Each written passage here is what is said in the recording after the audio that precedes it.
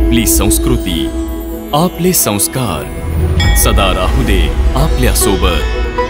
भारताच्या महान ग्रंथांचे आणि काव्यांचे संपूर्ण संकलन सबस्क्राइब करा तिलक।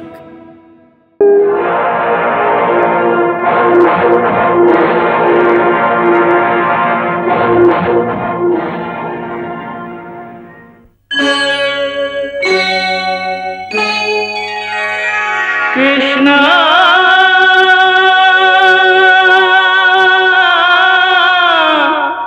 कृष्णा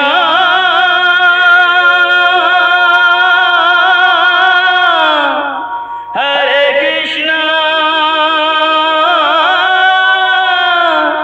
हरे हरे।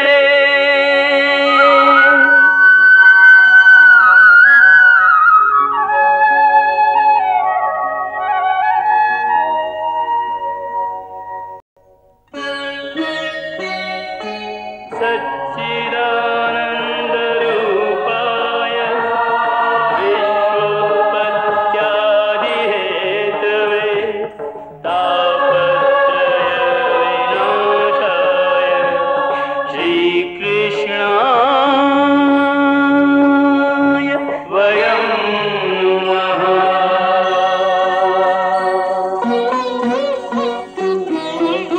श्रीकृष्ण गोविंद हरे मुरारे, हे नाथ नारायण वासुदेव। हरे कृष्ण राधे राधे कृष्ण कृष्ण हरे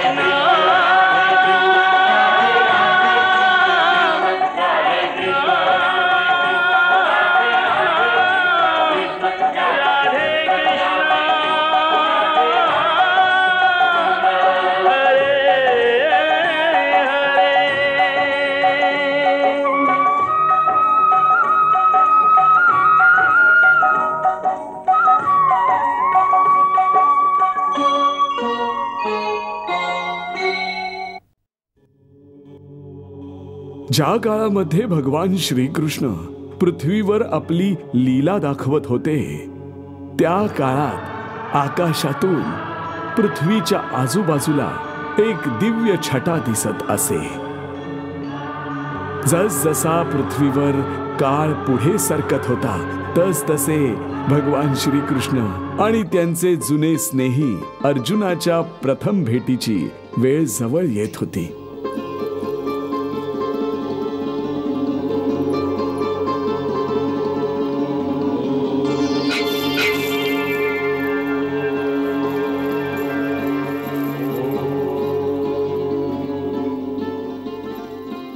भगवान श्रीकृष्णांना ठाऊक होतं की अर्जुना बरोबरची त्यांची पहिली भेट द्रौपदीच्या स्वयंवरात होणार आहे।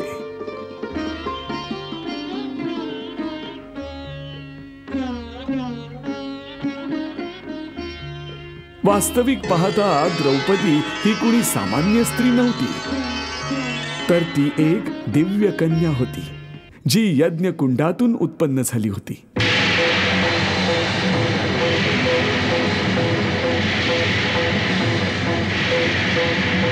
श्रीकृष्ण आणि द्रौपदीने आपापसात आजन्म भावा बहिणीचं नातं निभावलं।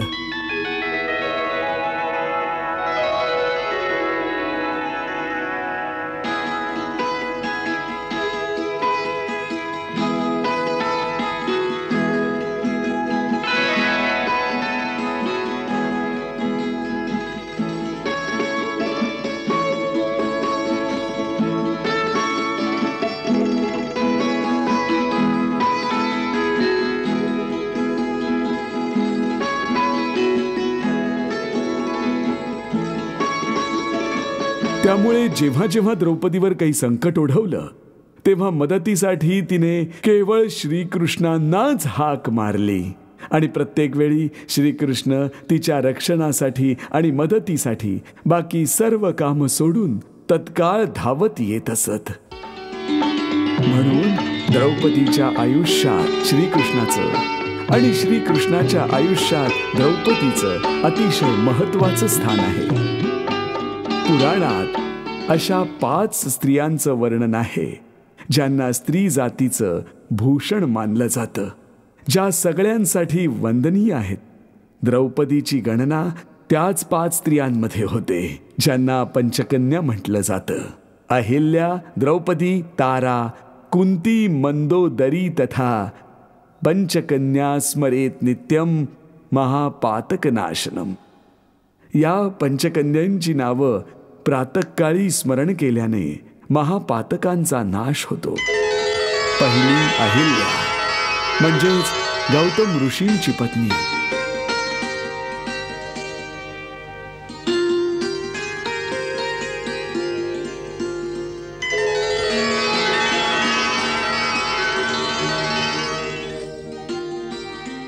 दुसरी द्रौपदी, 5 पांडवांची पत्नी.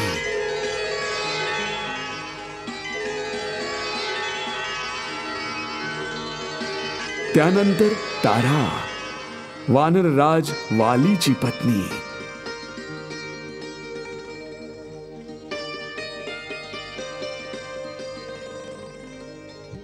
त्यानंतर महाराणी कुंती, महाराज पंडूंची पत्नी. आणि शेवटची मंदोदरी, लंकाधिपती रावणाची पत्नी. या पंचकन्यांचं प्रातःकाळी स्मरण केल्याने पाप नष्ट होतं. या 5ही अवतारी स्त्रिया आहेत. परंतु द्रौपदीचं वैशिष्ट्य हे आहे की स्वतः परब्रह्म श्रीकृष्णाने तिला आपली बहीण मानून तिच्या रक्षणाची जबाबदारी आपल्या शिरावर घेतली होती. खरं पाहता तिचे 5 पती होते. युधिष्ठिर, भीम, अर्जुन, नकुल, सहदेव. 5 पांडव एकापेक्षा एक महापराक्रमी, एकापेक्षा एक महारथी.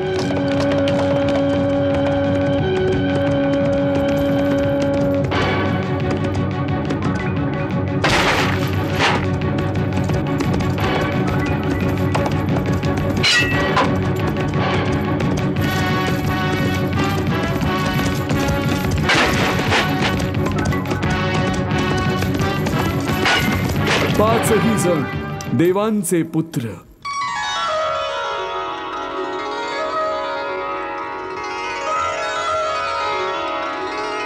परंतु द्रौपदीच्या संकट काळात त्यातील एकही जण तिची मदत नाही करू शकला. हे केशव, हे केशव, कुठे आहात तुम्ही? द्रौपदीचे रक्षण करा केशव, रक्षण करा. हे माधव, हे वासुदेव, कुठे आहात तुम्ही? कुठे आहात तुम्ही?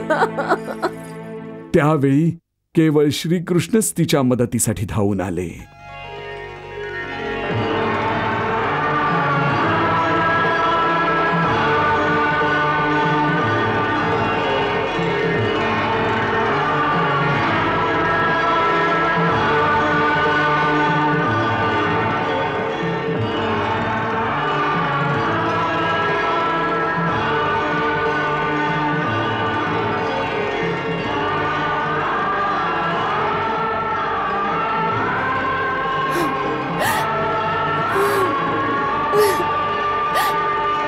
द्रौपदीच्या जन्माची कहाणी खूप विचित्र आहे.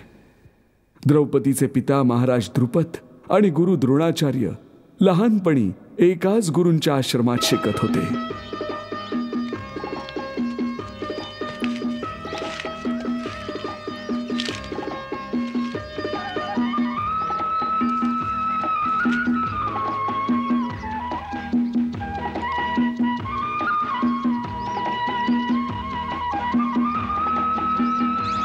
तिथे त्या दोघांची घनिष्ठ मैत्री झाली.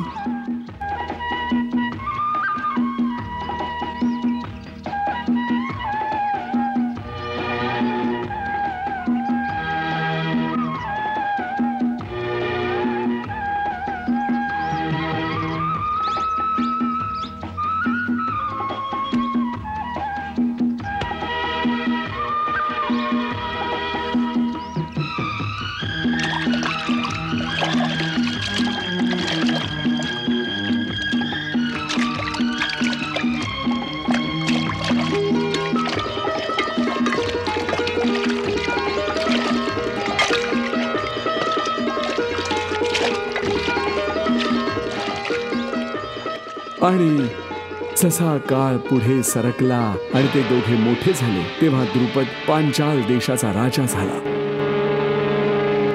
गुन्हेगाराला त्याच्या अपराधाची शिक्षा अवश्य मिळायला हवी.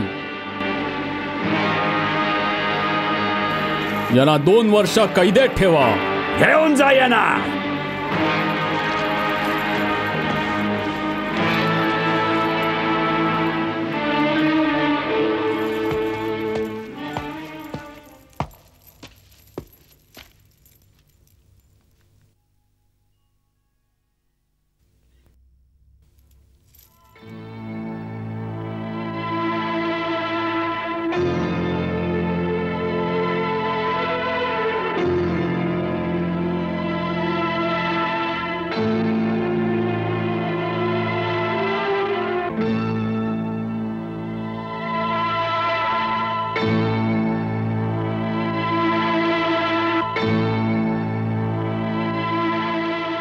या ब्राह्मणाला काय हवं आहे?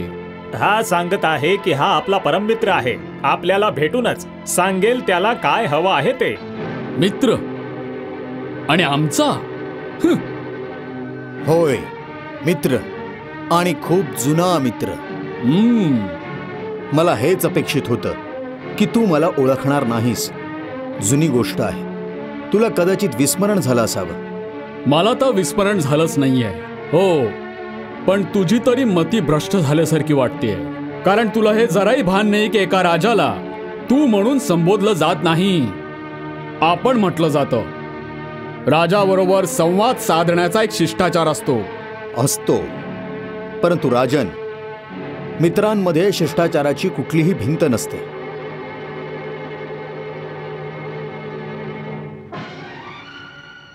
तू विसरलास मित्रा, गुरु आश्रमात आपण एकत्र राहत होतो. एकमेकांचं उष्ट भोजन ग्रहण करत होतो. मी तुला आंघोळ घालायचो आणि तू मला स्नान घालायचास. मी तोच द्रोण आहे. आपलं जरा बालपण आठव. लहानपणी मनुष्य अनेक मूर्खपणाच्या गोष्टी करतो, तर मग काय तो आयुष्यभर मूर्खच राहतो? नाही, मोठे झाल्यावर आयुष्याचं सत्य समजून घेता आलं पाहिजे. आणि तू इतकेच सत्य अजूनपर्यंत समजून घेतलं नाहीयेस. मैत्री बरोबरीच्या लोकांमध्ये असते, एक भिकारी आणि राजामध्ये होत नसते. तरीही तू निश्चितच काहीतरी गरजेपोटी आमच्याकडे काहीतरी मागायला आला आहेस. म्हणून आमच्या धर्माचं पालन करताना तुला रिकाम्या हाताने जाऊ देणार नाही. म्हणून हे ब्राह्मणा, आपल्या पात्रतेनुसार तुला जे हवं ते माग.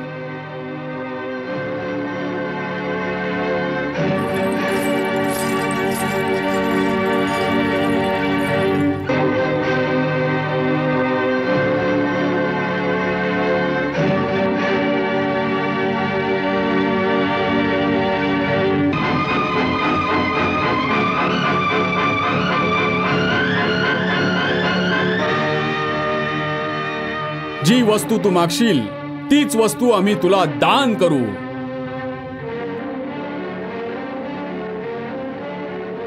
नाही राजन, आम्ही कुणा राजाकडे दान मागण्यासाठी आलो नव्हतो. एका मित्राला भेटण्यासाठी आलो होतो. आणि तुम्ही मैत्रीची व्याख्या मला समजावून सांगितलेली आहे की मैत्री केवळ बरोबरीच्या लोकांमध्येच होते. म्हणून ज्या दिवशी आम्ही स्वतःला तुमच्या योग्यतेचे मानू तेव्हाच आपल्याला भेटू. आम्ही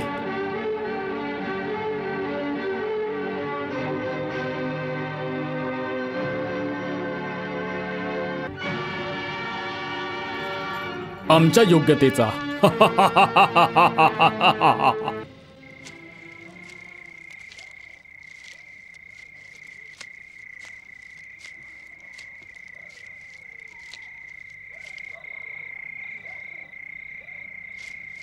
मला तर विस्मरण झालंच नाहीये.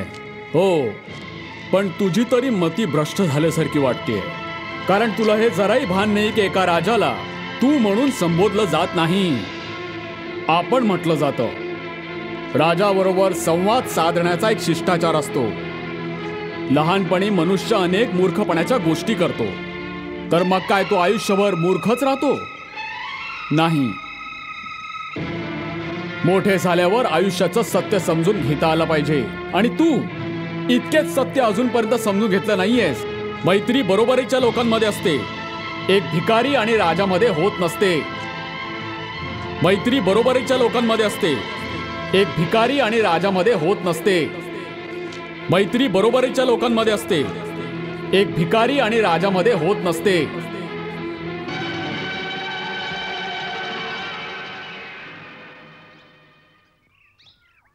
द्रुपदाच्या दरबारात आपल्या अपमानाचं शल्य द्रोणाचार्यांच्या मनात अनेक वर्ष बोचत राहिलं. म्हणून जेव्हा पांडवांचं शिक्षण पूर्ण झालं तेव्हा त्यांनी गुरुदक्षिणा मागताना पांडवांना म्हटलं,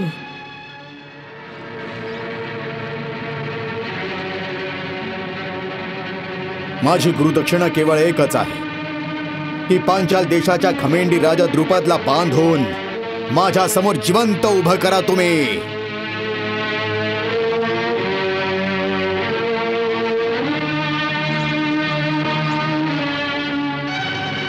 गुरुदेव, मी वचन देतो की पांचाल नरेश द्रुपदला पराभूत करून गुन्हेगाराप्रमाणे बांधून आपल्या श्री चरणांशी आणून उभा करेन. आणि जर असं घडलं नाही तर आपले धनुष्य मोडून आपल्या चरणांशी ठेवेत आणि त्यानंतर आयुष्यभर धनुष्य उचलणार नाही.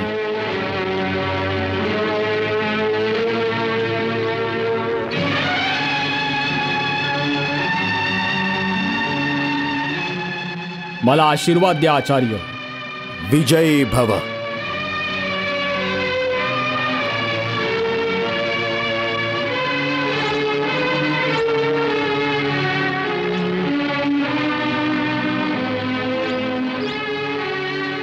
अर्जुन आणि द्रुपदामध्ये भीषण युद्ध झालं. सर्व शस्त्र अस्त्र वापरून तुंबळ युद्ध झालं आणि अर्जुनाच्या शस्त्रविद्येवर द्रुपद खुश झाला. वा अर्जुन वा.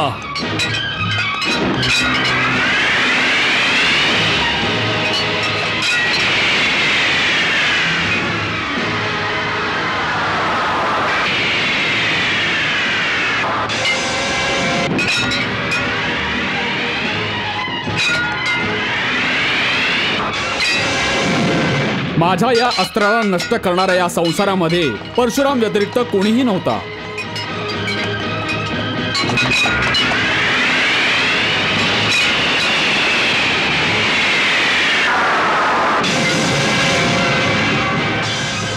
जर तुझ्यासारखा शूरवीर माझा पुत्र असता तर आपण अखंड सृष्टीचे सम्राट झालो असतो.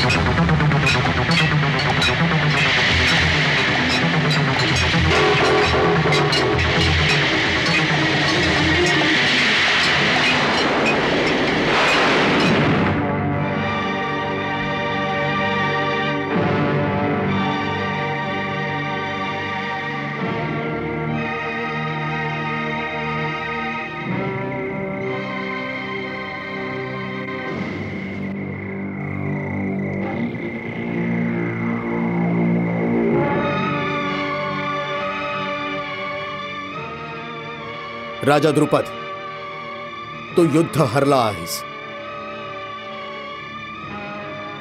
म्हणून तुझ्या संपूर्ण राज्यावर आता आमचा अधिकार आहे, हे मान्य ना तुला? हो. परंतु आम्हाला तुझे संपूर्ण राज्य नकोच आहे. आम्हाला तुझे अर्धे राज्य हवे आहे.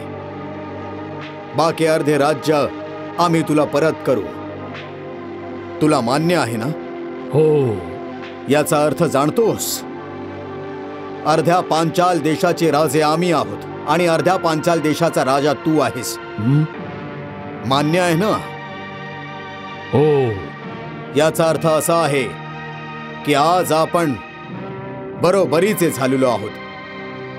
आता मी तुला माझा मित्र म्हणू शकतो ना, की अजूनही तुला मित्र म्हणण्याचा संकोच वाटतोय?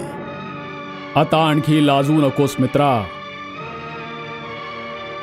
अर्जुनाकडून हरल्यानंतर मला इतके दुःख झाले नाही जेवढे तुझ्या या तीक्ष्ण शब्दांनी होत आहे. माझ्या त्या चुकीला क्षमा कर द्रोण. मला क्षमा कर. नाही द्रुपद, नाही. मित्र एकमेकांची क्षमा मागत नाहीत. तुझी मैत्री मला इतकी प्रिय होती की तुझी मैत्री मिळवण्यासाठी मला हे सगळं करावं लागलं. त्यासाठी मला क्षमा कर. अर्जुन, आपल्या पाश अस्त्रातून माझ्या मित्राला मुक्त कर रे. जशी आज्ञा गुरुदेव.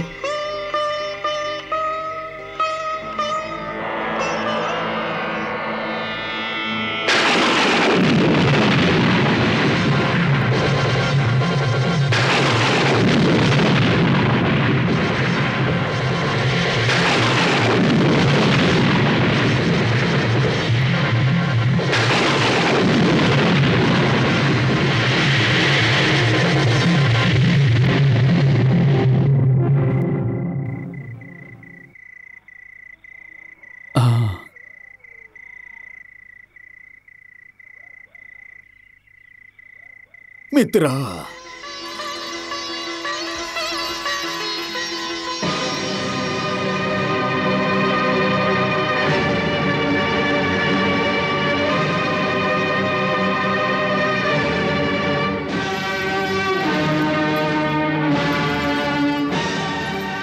राजा द्रुपद, तू युद्ध हरला आहेस.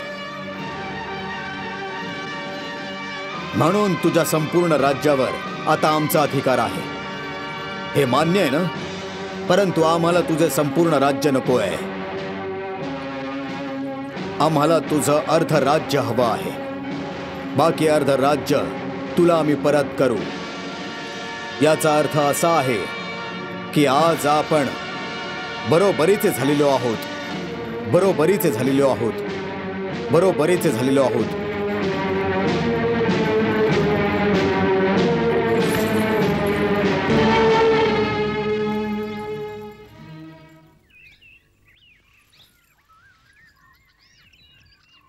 हे महर्षी आज आणि महर्षी उपयाज, माझी आपल्याला विनंती आहे की मला अपत्य यज्ञाद्वारे 2 अपत्ये व्हावीत, एक पुत्र आणि एक पुत्री. पुत्र असा असावा जो द्रोणाचार्यांचा वध करून माझ्या अपमानाचा सूड घेऊ शकेल, आणि पुत्री अशी असावी जिचा विवाह मी अर्जुनासारख्या वीर, पराक्रमी आणि धनुर्धाराबरोबर लावून देऊ शकेल.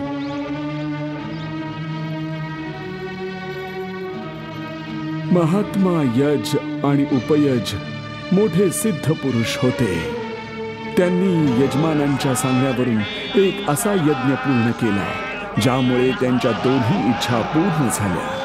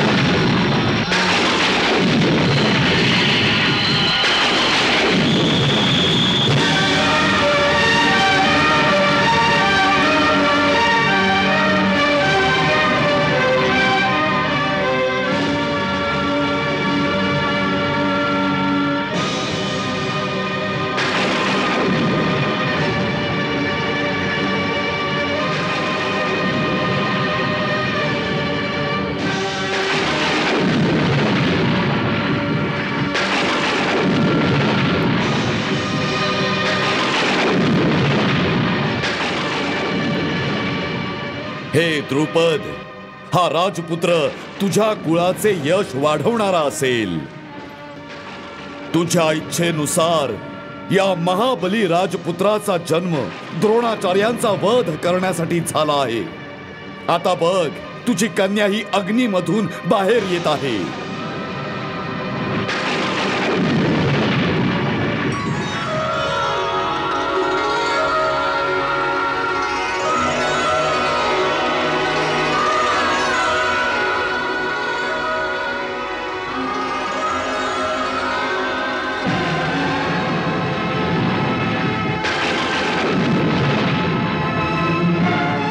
राजा द्रुपद, तुझी ही दिव्य कन्या देवलोकातील एक महान विभूती आहे, जी पूर्वजन्मी 5 इंद्रांची इंद्राणी होती.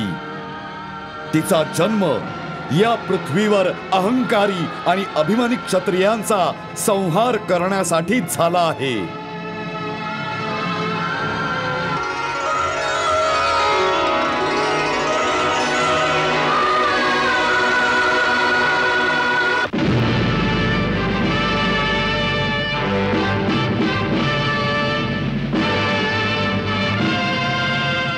रीतीनुसार राजा द्रुपदाने द्रौपदीचं स्वयंवर रचलं.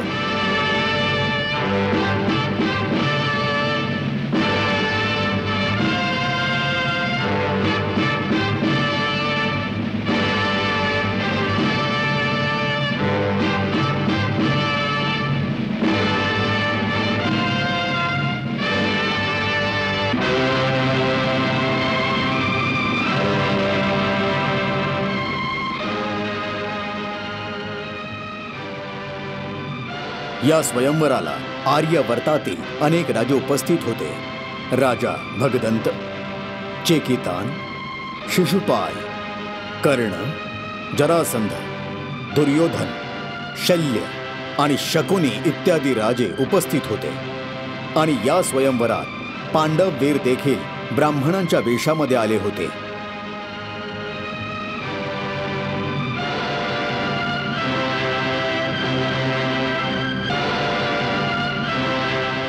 महाराजा द्रुपदाने भगवान श्रीकृष्ण आणि बलरामांना देखील या स्वयंवराचे विशेष आमंत्रण दिले होते.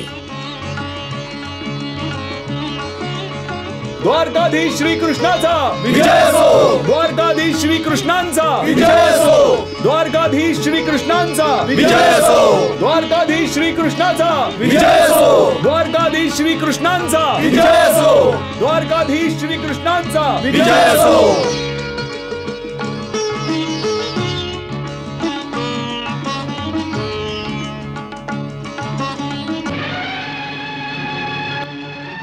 संपूर्ण दरबार हा भरलेला असतो.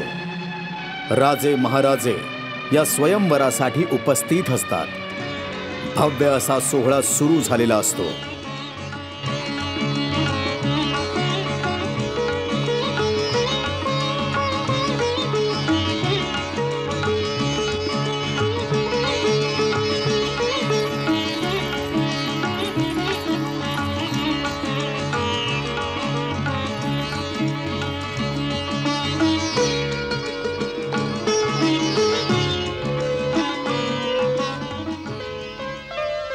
तर हेच श्रीकृष्ण आहेत का? दादा, हे तेच आहेत का ज्यांना मातोश्री परमेश्वर मानतात? अवश्य, हेच तर ते परब्रह्म भगवान श्रीकृष्ण आहेत, जे आतापर्यंत आपले रक्षण करत आले आहेत.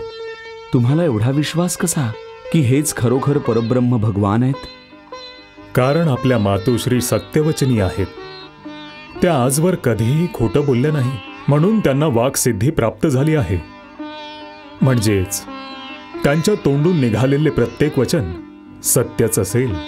म्हणून समजा की श्रीकृष्ण परमेश्वर आहेत आणि मनातल्या मनात त्यांच्या श्रीचरणांशी लीन व्हा. जर मनातल्या मनात यांना दंडवत घातला तर त्यांच्यापर्यंत तो पोहोचेल. अवश्य.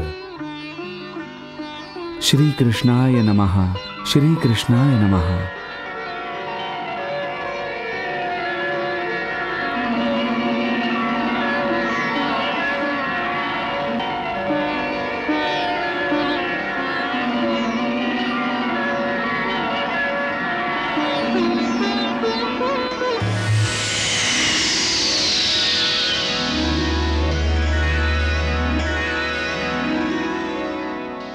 तेव्हा भगवान श्रीकृष्णांनी अर्जुनाला त्या अपूर्व जन्माची आठवण करून दिली, जेव्हा ते दोघे नरनारायणाच्या रूपात तपस्या करीत होते.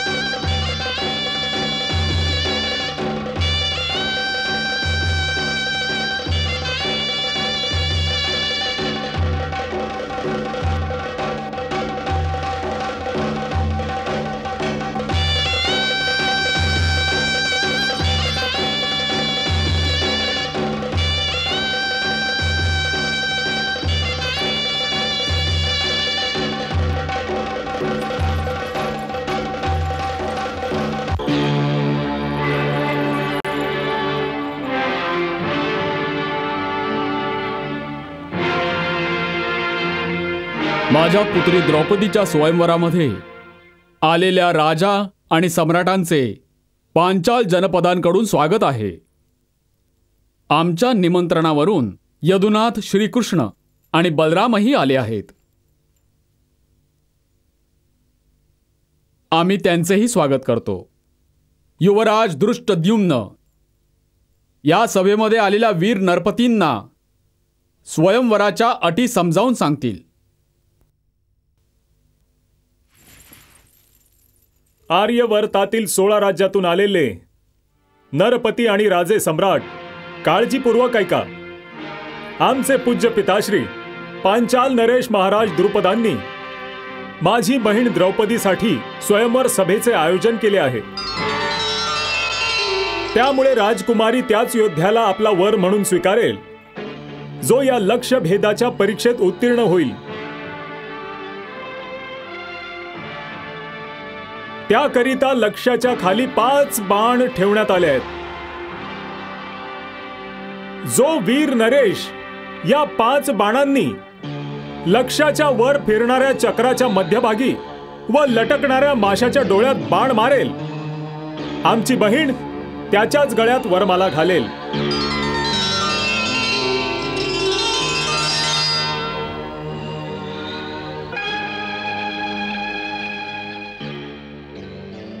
आणि दुसरी अट अशी आहे की लक्ष्याचे संधान खाली ठेवलेल्या कढईतील तेलात सावली पाहून केले जाईल.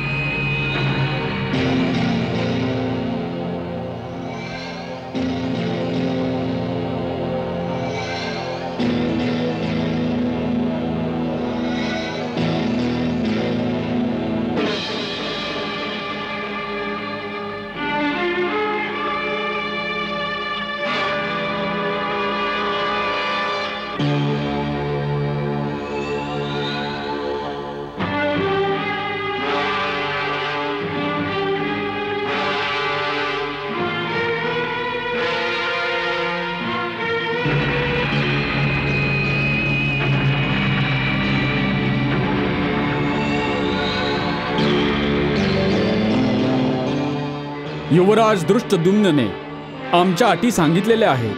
आता तुम्ही या स्पर्धेत यशस्वी होऊन आमचे मनोरथ पूर्ण कराल अशी आशा व्यक्त करतो. स्पर्धेला सुरुवात करावी.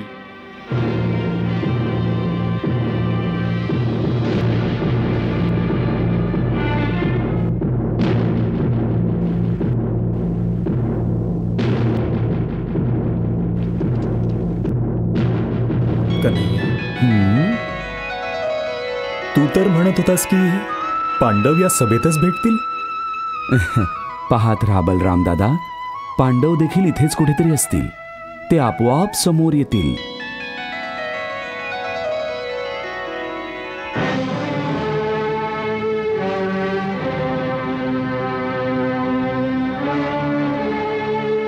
जा भाच्या जा.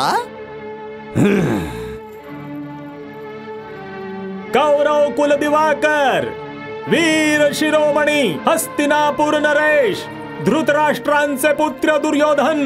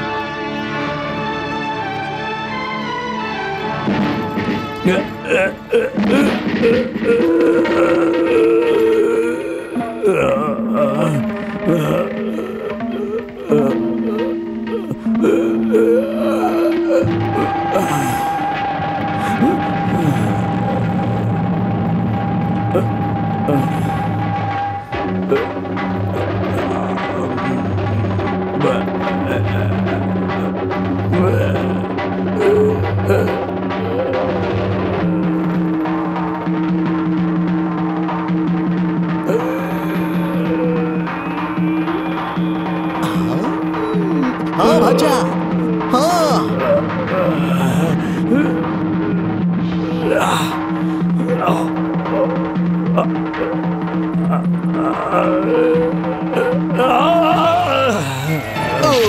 बरोबर नाही केलंस रे.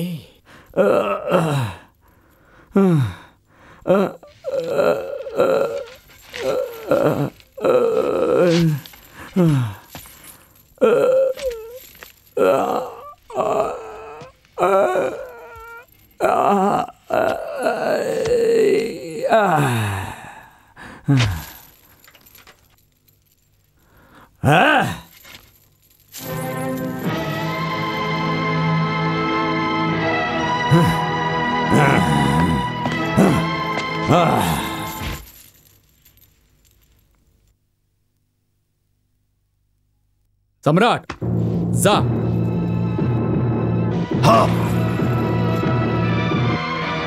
मगरचे महाप्रतापी सम्राट शल्य कुलभूषण महाराज जरासंध. मगध नरेश महाराज जरासंधांचा विजय असो. मगध नरेश महाराज जरासंधांचा विजय असो. मगध नरेश महाराज जरासंधांचा विजय असो. बलराम दादा, काय? ते बघ, जरासंधाला आपल्या वयाचंही भान नाही. स्त्री लोलूप जो आहे.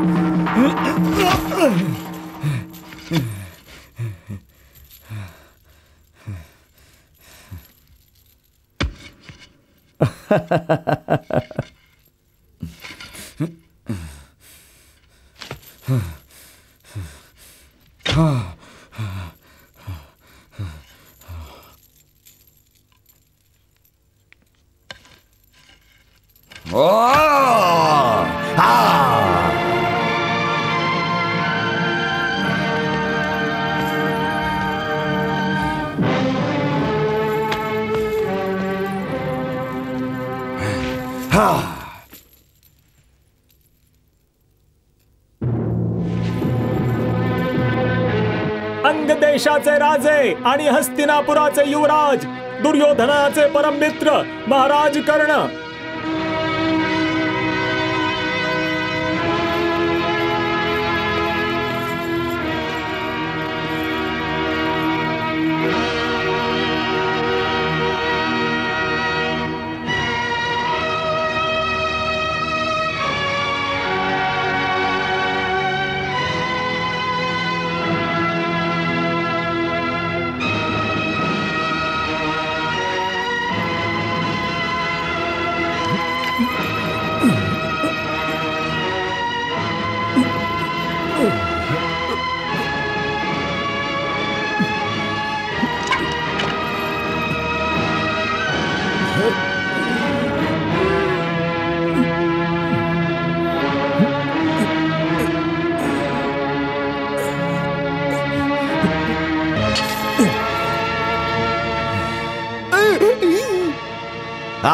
वा वा अंगनरेश वा.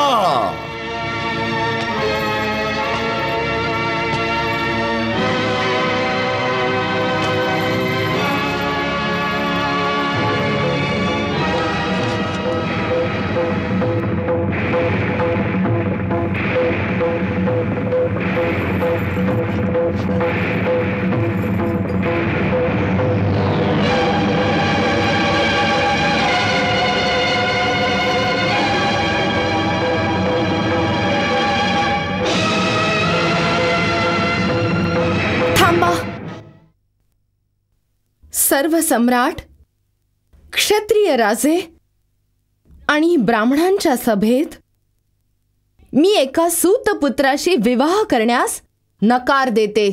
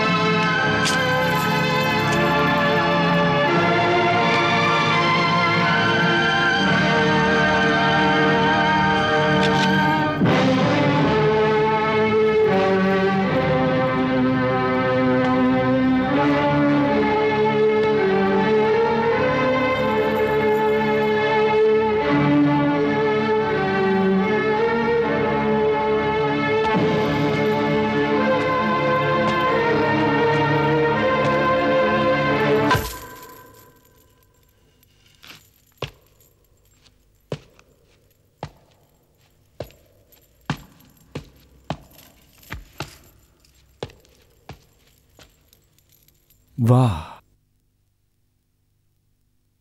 कोणाची स्तुती करत आहेस कन्हैया? एका वीर योद्ध्याची, जो बिचारा प्रारब्धाचा बळी आहे. महाराज द्रुपद, हा आमच्या मित्राचा अपमान आहे. कर्ण तर अंग देशाचा राजा आहे आणि म्हणून त्याला या स्वयंवरात सहभागी होण्याचा अधिकार आहे. नाही मित्रा, विवाहाचा एक अर्थ परस्पर सहमती हा देखील आहे. जर द्रौपदीची अनुमती नसेल तर मी या स्पर्धेत सहभागी कसा होऊ शकेन? मी या वीर कर्णाची या गोष्टीसाठी स्तुती करतो. शास्त्र देखील विवाहात सर्वप्रथम स्त्रीच्या संमतीलाच मानतं.